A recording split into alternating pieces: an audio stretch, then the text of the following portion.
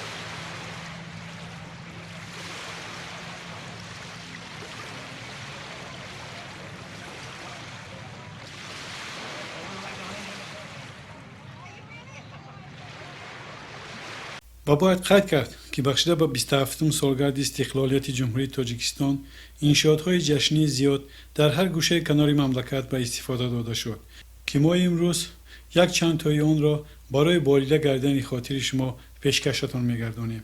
با مناسبت این جشن با شکوه در شهر دوشنبه در برابر دیگر انشاءات‌ها 3 باغ استراحتی به استفاده داده شد که یکی از باغ‌های استراحتی و فراغتی با نام فردوسی نامگذاری کرده شده است که باغ مذکور به نهایت زیبا میباشد و مرحمت خود تماشا کنید.